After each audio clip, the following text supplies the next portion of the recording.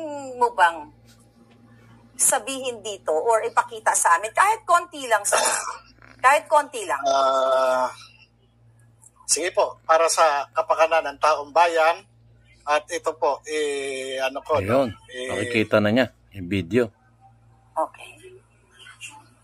Ito po, ayan, antayin niyo po. Ayan. Sige ito, bakit ganito? Oh my God. Tayo mamamagitan. Okay? Kasi nga yung mama, sige ito, bakit ganito? Tayo mamamagitan.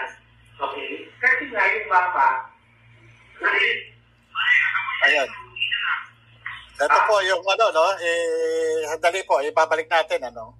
Yung nangangamoy director, kumbaga, itong kaibigan ko, Wow. parang pagka nag-materialize itong ano, no, itong negotiation na ito ay maaari siyang maging director sa isang government agency. Sir, teka lang ha. Sige, teka lang ha. Antalain muna kita. Sir, kayo po yan nakaupo? Ako po yung nakaupo na naka-stripe na blue na walang buhok. Okay. At ito po yung naka-blurred. Ito po yung aking kaibigan na dati kong kasamahan sa trabaho. So, ayan. So yan po yung ano na yan. Yan yung kaibigan mo na naka-blurred na yan. Tapos ikaw. Opo. So, dating taga-PIDEA. So, tinitigan ko po kasi sir yung date. That is May 1. May 1 po. May 1. Tapos 10:32. Ayan. Yan. Okay. 10:32. 10:32. Ayan. Pwede nyo po i-play uli? Opo. Ito po. sige ito, bakit ganito?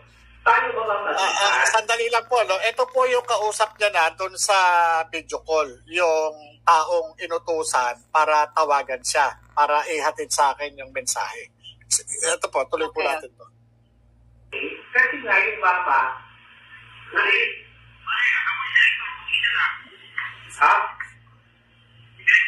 Ganito, pakinggan mo na ako yan. Ganito po yan. Nung pumutok yan, nagkausap kami. Sabi ko, kuya, madaling ugot yan. Nag-aaway ang Duterte at Marcos. Okay? Pwede nyo po i-stop muna? Opo. Sige po. Ito po. Opo. Ano natin? Okay, sir. So, dyan sa ano na yan, okay? Yung ang sinasabi nitong yung naka-green, sabi niya, kuyang, nag-aaway ang Duterte at Marcos. Sige po, ibabalik ko po. No? Ibabalik ko po. Yan. Ito po yan, nag-aaway ang Duterte at Marcos. Okay, stop nyo nga po. Okay. Totoo naman po na sinabi niya sa akin yan nung pumutok itong yung pagkakalabas tong pre-ops doon sa vlog ninyo na na sabi ko nga sumulat na ako kay Jan Lasso kaming sabi niya huwag ka nang umano dyan kasi kaya ang sa akin naman kasi gusto kong wala akong kinalaman. Kaya ako sumulat kay General Lasso para patunayan na magkaroon ng investigasyon sa PIDEA na wala akong kinalaman dyan na kasi talagang nagulat din ako kaya nga sinasabi ko nga sa inyo, tinatanong niyo ako meron ka bang galit? So totoo lang, nagagalit talaga ako sa inyo. Sorry.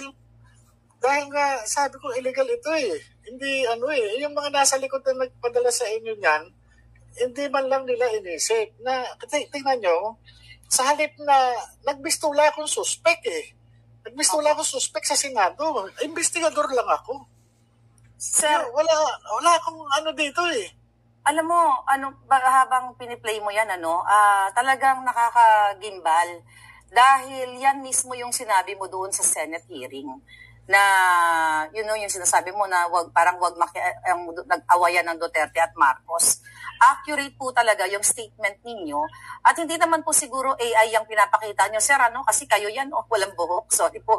Opo, yan po. And tuloy po pawaho natin, Tuloy po natin.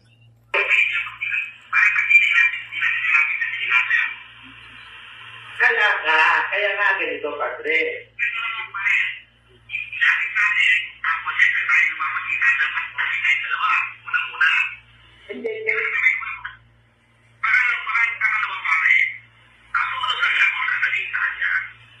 Sir, pwede mo i-stop? Opo. Kasi ito po yun, kung mapapansin nyo, sa una, parang ang dating, tinawagan itong kaibigan ko, hindi ko alam kung may previous na pag-uusap na sila, no? Parang ang dating, parang tutulungan ako na pero nung tumatagal yung pag-usap nila, nandun na yung sinasabi na papatayin ako, ganun eh. Tapos, yung mga habang lumalalim na yung pag-uusap, pumapasok na yung pangalang James Kumar, pumapasok na yung Bombay, pumapasok na yung Lam, yung Lisa, pumapasok na tinawagan siya nung gabi, yung nagsasalita doon sa video call, tinawagan siya nung gabi nung James Kumar, at yun nga, ang tinawagan din na ang kumausap doon sa kay James Kumar, yung Lam o yung Lisa. Kaya tingnan niyo yung nung una, parang nagpapanggap lang na tutulungan ako, pero yung pala, later on, parang meron na silang pag-uusap. Meron na silang, ganun eh. Parang, ganun sir, sir, bago mo i-play. Parang pre-plan ito eh, parang pre-plan itong na to, no? Kasi, yung dumating sa bahay, kasi ito yung may interview ako nito kay Attorney Roque, no, sa grabe. Yun yung ituloy po natin kung may tanong pa po ba sir, kayo? Wag mo muna ituloy, sir. Ganito. Ang question ko, sir, muna, no. Grabe, kinakabahan po ako habang nanonood ako, no. Yung nakalagay, sumunod lang siya kung anong sasabihin sa kanya. 'Di ba? Sumunod lang siya. Ikaw to, 'di ba? Ako po yun. Sumunod lang. Kung man, ang instruction na parang sumunod ka lang na parang sabi ko, bakit talagang ganun ka, yung kumbaga sa may command eh. Parang ito yung gusto nilang gawin sa akin na wag na lang ako kung ano sasabihin na, tumahimik ka, umupo ka, ganyan. Ganun na lang ang mangyayari. Kasi, kaya nga sabi ko nga, ano ba to? Akala ko ba sinasabi nila hindi totoo yung dokumento? Akala ko ba sinasabi nila ganito? Akala ko ba sinasabi nila criminal ako? At may ganito. Yes, yun nga po eh. Kung ikaw ay nagsisinungaling, kung ikaw ay nag-umimbento ka lang, bakit may mga forces o may mga taong pumunta sa'yo para, ito na nga, napapanood namin, sir, na ibabribe ka. Sir, pwede i-play nyo na po? Para... Sige po. Ayan. Yun po yan. Naiintindihan ko yun. Kaya uulitin ko kasi, yung mama, hindi niya ginusto ang sitwasyon niya. Hindi niya ginusto kasi. Never. Sinabi ko na pero ayaw mo hawakan yan. Kaya mo siya hawakan. Kaya kong iparating yung mensahe. Pero yung sariling desisyon. Kaya na. Ibig sabihin, sir, ayan. Ayan, sir. Ano yan? Okay. Pwede niyo po ibalik. Ito po, balik natin, yung binanggit na sila na, kasi nga, ang lumalabas nito, may previous conversation